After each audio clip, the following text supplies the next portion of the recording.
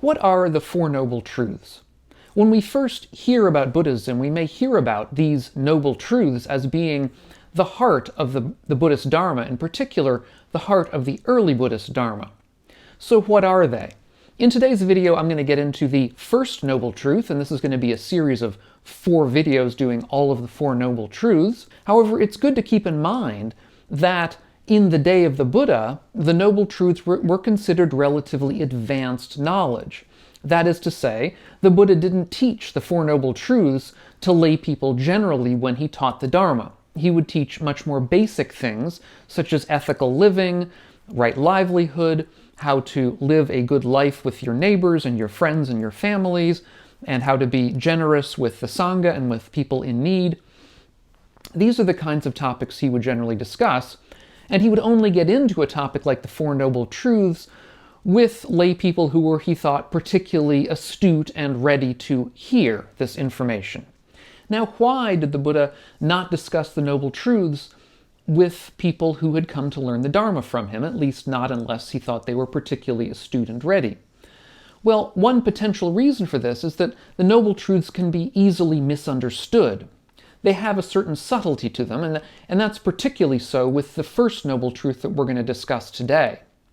Now, in order to look at that Noble Truth, in fact, for all of them, what we're going to be doing is looking at the Buddha's formulation of each of these Noble Truths in what is purported to be his first sermon, the Dhammacakkappavattana Sutta, or the Sutta on the rolling forth of the wheel of the Dharma. Now, the Buddhist geeks among you will know that there are certain problems with this purported first sermon. In particular, it certainly can't have been given in the form that we find it today. There are certain problems with it.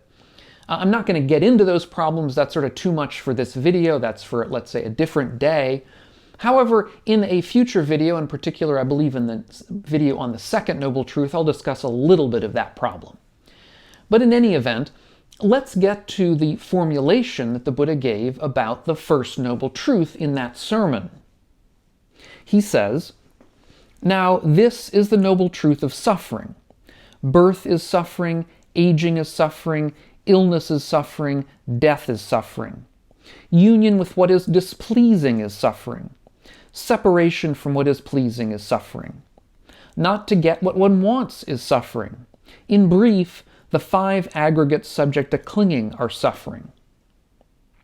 Now there is an awful lot in this particular formulation of this first Noble Truth. And many people, when they read this or hear this, will think that one of the things the Buddha is trying to say is that life is suffering. And indeed, that's some of the ways that you will hear this first Noble Truth generalized about, is, oh, the Buddha says life is suffering. Now, the problem, that is a very problematic way of understanding this first Noble Truth. It's overly broad, and it makes the Buddha Dharma seem sort of depressing, to seem negative in its connotation. And I think that is incorrect. That's an incorrect way to look at this. Part of what we have to see here is that the word that the Buddha uses, the word for suffering is dukkha. That is the Pali word. And so this first Noble Truth is known as the truth of dukkha, or dukkha in general. Now, this word dukkha, it's true, can mean suffering. It can mean pain in a literal sense. But in the context of the first Noble Truth, it's better understood as meaning something more like unsatisfactory or unsatisfactoriness, that life is in a sense unsatisfactory in certain regards, and those are the regards that are important for this truth. I've done earlier videos on whether Buddhism is pessimistic or not, and I'll leave a link to those videos down below in the notes in case you're interested in hearing more. But in any event, the Buddha here in the first Noble Truth, we might say, is talking to the sort of person who is very diverted by life, who is sort of carried away by living their lives, and hasn't thought about things very deeply, or hasn't noticed things enough, perhaps. And what the Buddha is saying is that that kind of attitude towards life, of being very carried away by it and not looking at it too deeply, has problems. That life in general has pitfalls that it's best for us to be aware of while we're still in a position of relative ease and calm, so that we can, again, understand them carefully, look at them deeply, so that when those pitfalls arise, as they inevitably will, we will be ready for them. And so what I want to do in this video, and indeed in all of these 4 videos about the Noble Truths, is to go through each of the Buddha's descriptions of that Noble Truth, phrase by phrase, to try to understand or unpack what he says about them and why he says them. So in this regard, the Buddha says, birth is suffering, aging is suffering, illness is suffering, death is suffering. That is, there are certain experiences in life that we really cannot escape. We cannot escape illness, we cannot escape death. The only way we can escape old age is by dying young, which is, of course, not a great thing either. And understanding these is part of the route towards wisdom. And we hear wisdom around us every day when people say things to us like, don't smoke, like, avoid getting sunburned, like, get vaccinated when you have the chance. We've just been through a pandemic, so we all know about this. These are ways that we can try to avoid illness. And, you can ask me, because I've had skin carcinomas 6 times. I've had 6 operations for them. They're not particularly pleasant procedures, and then I have to be for a while with the recovery period. I actually did videos about this during the past time this happened to me. It's the sort of thing I'd prefer to avoid. The problem is, most likely, I got too much sun when I was younger. I didn't wear enough sunscreen, I assume. That's the kind of thing that we have to try to avoid. And when we talk about death, this is one of the things that we literally cannot avoid. And so our awareness of it and readiness for it is one of the things that's going to make our lives easier, and indeed the lives of people around us easier. If we can confront death before it happens to us and be ready for it, we can make everything happen in a much more natural fashion, as opposed to trying to avoid it, forget it, push it out of the way, as so many people tend to do nowadays. Next, the Buddha talks about union with what is displeasing is suffering. Separation from what is pleasing is suffering. So we're often in life thrown into situations that we find unpleasant to one degree or another. And indeed, we're also similarly often separated from things that we enjoy. These are natural parts of life. So what the Buddha is trying to do here is to show that this unsatisfactoriness is something that is really basic to the way we live, that there's no real way to escape it. There's no real way to escape being, at times, forced to be with things that we don't like, or away from things that we do. In my own case, my wife and I live at some distance from each other when we're working during the week, and this is unpleasant for both of us. It's something that we don't particularly like, but it's just the way things are. And many of you will have been through similar or even worse kinds of situations where there's no power that you can think of that would be able to overcome it. And this is simply part of the way we live. And the Buddha goes on, not to get what one wants is suffering. And this is a sort of a more general way of putting the same thing. It's the sort of thing that happens to us all the time. We should also keep in mind that it often happens that what we think we want isn't actually so good for us. We can reflect back upon the points I've just made about smoking, about getting too much sun, about not getting vaccinated, which seems to us a better thing because it doesn't hurt. We don't have to go through perhaps a few hours of mild discomfort. And, we also think that other things are going to really help us out. So many people go through their entire lives searching out, trying to become more wealthy or more powerful or more beloved by the world, become more famous. And it's true that all of these can indeed help us to gain pleasures in the short term, becoming more wealthy, let's say. They can certainly forestall certain pains that we might have by having enough money to not be in debt, for example. However, if wherever we are on that wealth scale, shall we say, there's always more that seems like it would be better for us. And when we get that more, we're back on this what's called the hedonic treadmill. That is to say, there's a time when we go ahead, when we get more, we feel happier because we've, let's say, got a bigger salary, so we've got more to spend. But within a short period of time, of weeks or months, we get used to it. We get inured to our newfound wealth. And we're back where we started. We look ahead of us, and indeed, there's something more we could get if we only worked a little harder. So we run faster on this treadmill of life, trying to get wealthier, trying to get more famous, trying to get more powerful. And we end up back in the same place, just running and running harder, but feeling about the same as we did at the very beginning, or not so much different from that. Here we can think of the person going to travel or going on planes. When you're sitting in coach, looking ahead of you at the people in the business section looks like a really good place to be, and you'd love to work hard enough to be able to afford a seat in business. So you work hard, you put in hours and hours of overtime, you perhaps sacrifice certain things in your life, friendships, relationships, and you've got enough money to get a ticket in coach. And now you feel happier because you've got coach seats. But, you know, even sitting in coach, you've got to deal with the lines at the airport. You've got to deal with the inconveniences of having to deal with other people, having to deal with the people at the check-in counter.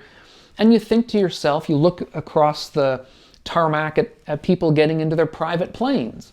And you think, well, if I just made a little bit more, I'd be able to afford to rent myself a trip on a private plane instead of doing this. And so you work a little harder, you sacrifice a little more, and you're able to perhaps, maybe if you're really, really lucky, get enough money to rent yourself a private plane. But then you think to yourself, well, first of all, I'm just renting this, which means I have to deal with rentals and with other organizations that may not have what I want at the time. Wouldn't it be better to buy a private plane? And when you have your private plane, let's say after saving and saving, then you realize you really only got a small one and it's tossed around in the winds. You're not able to go everywhere you want to go because it's so small. Wouldn't it be better to have a larger one? And you can see where this goes. No matter where you are on this treadmill of life, there's always something just ahead of you, another carrot there, that if you just ran a little bit harder, you'd be able to afford. That is this notion of dukkha, of life being unsatisfactory. Now finally, the Buddha finishes up his definition here by saying that the 5 aggregates subject to clinging are suffering. Now what does that mean? I did an earlier video on the 5 aggregates. I'll leave a link to that down below if you don't know.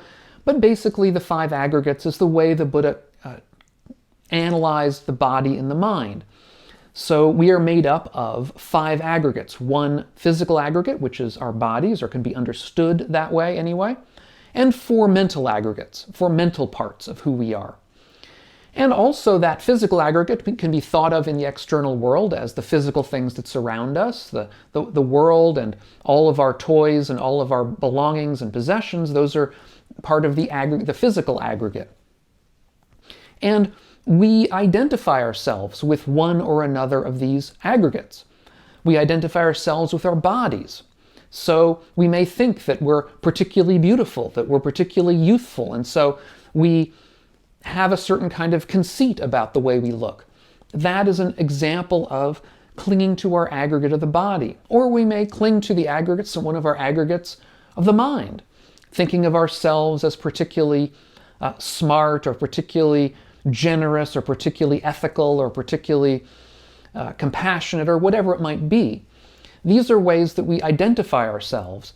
And the problem here that the Buddha is pointing to with this discussion of the aggregates being suffering or being unsatisfactory in some sense is to understand that all of these aggregates are impermanent. So eventually our bodies will get older. We will cease to be able to do the things that we used to do. Our bodies will cease to be as beautiful as they were at one point, at least in the general understanding of most people. These are the things that happen inevitably, and indeed we're going to die, and our bodies then will decay into nothing. And the similar kinds of things happen with our mind. Our mind is going to decline over time. Our mind is going to do things that we don't want it to over time. We're going to want the sorts of things we shouldn't want, and so on and so forth. And so what the Buddha is saying here is that there's no part of who we are, of our bodies and minds, there's no part of the world that isn't sort of subject to this kind of experience of being unsatisfactory. And we have to keep that in mind. Now, the Four Noble Truths aren't simply truths to be understood. In the Buddha's first sermon, he also discusses them as tasks, that each truth has its associated task, a thing that has to be done or should be done in respect of it to give us the kind of life that we want to have. So, what is the task related to the first noble truth? The Buddha says, this noble truth of suffering, or of dukkha, is to be fully understood. So when it comes to the unsatisfactoriness of life, our task is to try to see it up close, to try to understand it, to try to not only understand it in the individual case that it happens to us, but to understand it in the general case, that there is no aspect of life that is outside of this kind of unsatisfactoriness. That even the wonderful, good, pleasant, positive experiences we have are unsatisfactory insofar as they'll come to an end. So whenever we're on the most wonderful vacation of our lives, we always have in the back of our minds that it's going to end, that we're going to have to go back to our normal quote-unquote life at some point. And so this is a way that we can actually, people will say the cliche is turn lemons into lemonade. When we have sour parts of our lives, we can make something of them by making them part of our practice, by understanding them as part of that first noble truth. We can come to actually a wiser understanding of life by making use of our difficulties and troubles. They can actually become, in a certain sense, revelations to us. I actually did an earlier video on that, also on that topic, and I'll leave a link to that down below in case you want to see that one. And in any event, such understandings of these give us energy in our practice. They can make our practice better. And indeed, for many of us also, I would say that this practice of understanding dukkha, of getting to know the unsatisfactoriness of life, can be one of our really central practices. One of the ones that really, I think, deepens our understanding the most. And what comes out of this is an understanding, a growing understanding of where dukkha comes from. What is its cause? Why do we feel this sense of unsatisfactoriness so often in our lives? Where does it come from? What's its cause? What's its condition? In the second noble truth, we come to see what that cause is, and that's going to be the subject of our next video. If you're getting something out of these videos of mine, take a look over at my Patreon page, which is linked down below in the notes, and see if you want to support the channel. Thanks so much, and we'll catch you on that next video. Meanwhile, all of you, be well.